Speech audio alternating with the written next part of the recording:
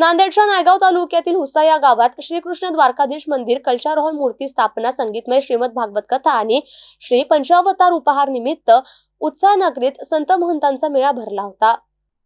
हुसा नगरीच्या वैभवात भर टाकण्यासाठी ग्रामस्थांच्या पुढाकारातून येथे द्वारकाधीश मंदिराचं बांधकाम करण्यात आलं असून आज दिनांक 18 रोजी या मंदिराचा कळसारोहण करण्यात आला। या प्रसंगी धर्मसभा पार पडली असून या धर्मसभेला नाशिक येथील परमपूज्य भागवताचार्य महंत चिरडे बाबा यांची प्रमुख उपस्थिती होती। त्याचबरोबर आचार्य सर्वश्री खामणेकर बाबा, मेहकर बाबा, माहुरकर बाबा, महानुभाव पंथाच्या पुष्पाक्का कृष्णराज बाबा, हदगावकर बापू, विजयराज शास्त्री खामनेकर, गोपीराज बाबा, अनंतराज बाबा यांच्यासह संत महंतांची मोठ्या संख्येने उपस्थिती होती। या धर्मसभेच्या प्रसंगी नांदेड लोकसभा मतदारसंघाचे खासदार रवींद्र चव्हाण यांनी उपस्थिती लावून शुभेच्छा दिल्या। त्याचबरोबर कुंटुरकर शुगरचे संचालक रुपेश भैया देशमुख, नांदेड जिल्हा परिषदेचे माजी शिक्षण सभापती शिवराज पाटील होटाळकर आदी मान्यवरांनी उपस्थिती लावली होती। यावेळी गाव परिसरातील भाविक भक्तांनी उपस्थिती लावून महाप्रसादाचा लाभ घेतला।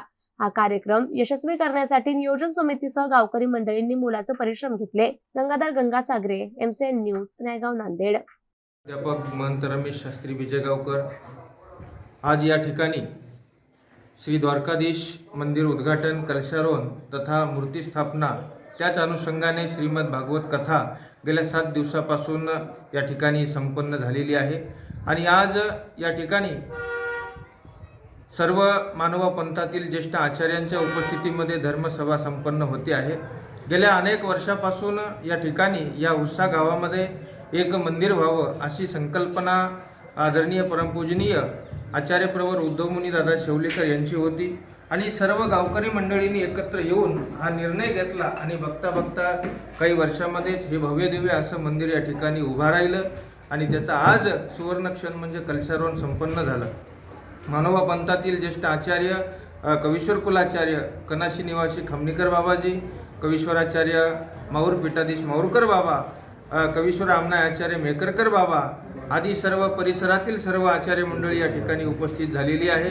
गावकऱ्यांनी एकत्र येऊन हा निर्णय घेतला, त्यांच्या विचारांचं सर्व साधू संतांनी स्वागत केलं की काळाची गरज आहे, प्रत्येक गावामध्ये मंदिर व्हावं, त्या मंदिरामध्ये ज्ञानार्जन व्हावं हे प्रत्येक वक्त्यांनी साधू संतांनी सांगितलं। 7 दिवस भागवताचार्य आचार्य श्री चिरडे बाबा यांनी सुंदर अशी भागवत कथा या ठिकाणी सांगितली आणि त्या कथेमध्ये कृष्ण समजून सांगितला आणि येणाऱ्या पिढीसाठी सुद्धा संस्कार कसे राहावे, कसं वागावं, कशी भक्ती करावी हे या 7 दिवसामध्ये सांगितलं। असा भक्तिमय मंगलमय कार्यक्रम अगदी सुरेख या ठिकाणी सर्व गावकरी मंडळींच्या आयोजनातून पार पडला। दंडवत प्रणाम। जय श्री चक्रधर, जय महानुभाव।